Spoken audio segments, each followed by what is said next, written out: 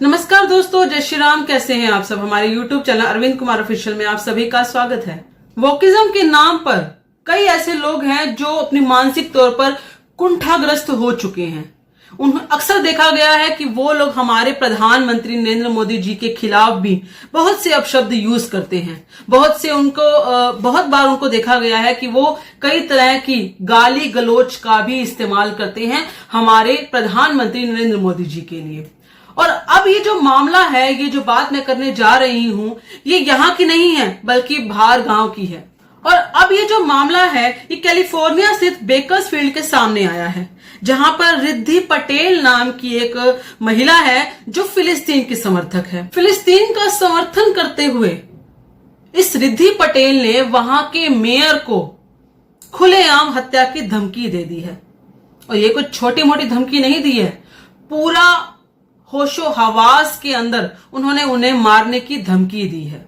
इसके बाद उसके ऊपर ओपन थ्रेट का चार्ज लगाया गया है और जैसे ही सुनवाई का समय आया तो वहां पर वो रोने लगी। दरअसल हुआ ये था कि जिनको धमकी दे रही थी वो फिलिस्तीन के स्टैंड के खिलाफ हैं, मतलब बेसिकली वो उनके खिलाफ हैं, वो उनका साथ स्टैंड नहीं ले रहे थे। तो इस बारे में ये वोकिज्म करते हुए अपनी हिंसक भावनाओं को प्रदर्शित करते हुए ये कहने लगी कि हर किसी को बोलने का अधिकार है। और इन्होंने वहां पर एक मां की गाली भी दी उन लोगों को और ये कहा कि हर पीड़ित जो होता है वो अत्याचार के खिलाफ उसको बोलने का अधिकार होता है और हिंसक तरीके से बोलने का अधिकार होता है। इन्होंने ये भी कहा कि अच्छा होगा यदि कोई गिलेटिन एक ऐसा यंत्र होता है जो यानी कि मारने के, सिर काटने के काम आता है। इन्होंने कहा कि गिलेटिन लेकर कोई तुम्हारा गला काट दे। इस रिद्धि पटेल ने यह भी कहा कि मैंने बहुत समय से यहां पर कोई मेटल डिटेक्टर नहीं देखा है, मैंने यहां पर बहुत ज्यादा मात्रा में फुल पुलिस फोर्स नहीं देखी है और ये सब इसलिए किया जा रहा है ताकि फिलिस्तीन को हर तरीके से अपराधी साबित किया जा सके। इस सब के बाद जब अपनी स्पीच खत्म करके वहां से जा रही थी तो वहां की जो मेयर हैं कैरिन गोहो, उन्होंने इन्हें रोका और इन्हें कहा कि आप ओपन थ्रेट दे रही यानी कि धमकी दे रही हैं।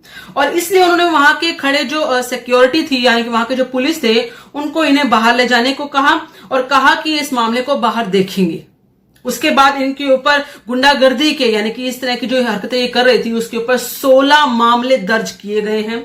इनके ऊपर $1 मिलियन यानी कि लगभग 83.61 लाख रुपए की जमानत पर जेल में रखा गया है। अब इतने पैसे तो जाहिर है ये दे नहीं पाएंगे क्योंकि इतना बड़ा इनका सोर्स नहीं है कोई पैसे कमाने का।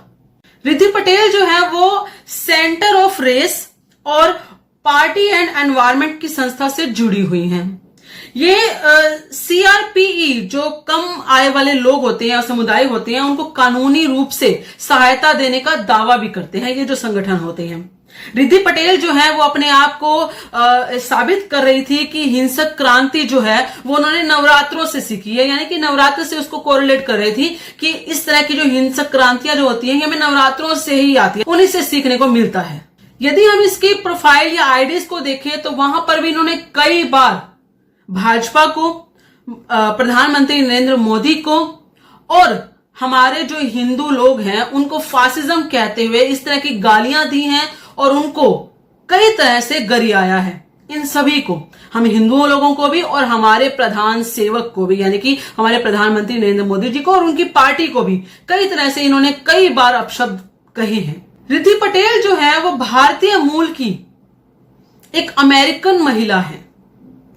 ये बहुत अच्छी एथलीट रह चुकी हैं, बहुत अच्छी स्टूडेंट रह चुकी हैं और बहुत ही समझदार युवती रह चुकी हैं। यानी कि अब ये नहीं है क्योंकि अब ये वोकिज्म के तड़के में पड़ गई तो अब ये समझदार नहीं कही जाएंगी, लेकिन समझदार एक समय में थी ये। लेकिन उसके बाद क्या हुआ, उसके बाद ये उदारवाद और एक इस्लामोफोबिया नाम के ये जो संगठन होते हैं उनके चक्रों में पड़ गई। बस यही वो वक्त था जब इनका जो टर्न है वो एक गलत ट्रैक पर चला गया। उस चक्कर में पड़कर ये ऐसे कई संगठनों के संपर्क में आई जो बड़े बड़े लेवल पर लोगों का ब्रेन वॉश करते हैं।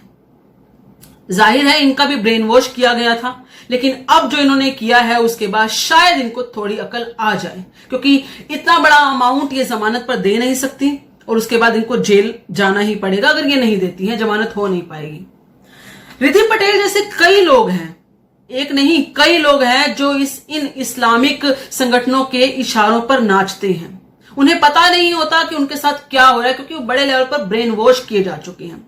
लेकिन आपको एक सच जरूर बताती हूं कि इस तरह के जो लोग हैं जो इस्लामिक संगठनों के इशारों पर नाचते हैं, इस्लामिक संगठनों को कभी भी इनके जाने से या इनके इस तरह की हरकतों करने से कोई फर्क नहीं पड़ता। वो इसलिए क्योंकि इनके लिए वो सभी काफिर हैं। ये मोस्ट ऑफ उन्हीं लोगों को चुनते हैं जो इनकी आइडियोलॉजी में विश्वास नहीं रखते हैं। उनको पहले ये विश्वास दिलाते हैं कि आप हमारी आइडियोलॉजी को सही समझे, इस्लामोफोबिया नाम की जो चीज है वो सच है। हालांकि हम देखते हैं कि 57-58 देश हो चुके हैं इनके, कहीं पर भी इस्लामोफोबिया नाम की जो चीज चलती है वो इन्हीं खुद के खिलाफ चलती है। अगर इस्लाम के अंदर जो भी लोग कहीं प्रॉब्लम क्रिएट कर रहे हैं या प्रॉब्लम सह रहे हैं, वो इन्हीं के देशों में चल रही है। जहां कहीं भी सेकुलरिज्म है या ये कहें कि भारत में तरह तरह के इस्लाम के जो इनके कई तरह के जो 36 बिरादरियां 72 बिरादरियां इनकी है पड़ी, वो सभी हमारे देश में हैं। लेकिन कभी भी इनके अंदर कोई कलेश नहीं देखा गया, कभी आसपास इनके अंदर फूट नहीं देखी। लेकिन हमारे देश में ही संभव है क्योंकि यहाँ पे सेकुलरिज्म है, क्योंकि यहाँ पर हिंदू मेजोरिटी के अंदर है। लेकिन ये वोकिज्म की बातें और ये इस्लामोफोबिया की बातें हैं, ये हमारे देश से ही आती हैं कि यहाँ पर जो मुसलमान है वो सुरक्षित नहीं है। अब आप देख लीजिए, रिद्धि पटेल जैसे कई ऐसे लोग हैं जो इनके इशारों पर नाचते हैं, और जब ये फंस जाते हैं तो ये उनके लिए काफिर ही कहलाए जाते हैं। उनको बचाने कोई नहीं आता। वोकिज्म आपको कैसे बर्बाद कर सकता है, रिद्धि पटेल उसका एक जीता जाता उदाहरण है। आप सबका इस बारे में क्या कहना है, कृपया करके अपने विचार कमेंट में जरूर बताइएगा। इस वीडियो को लाइक और शेयर जरूर कीजिएगा। धन्यवाद। जय श्री राम।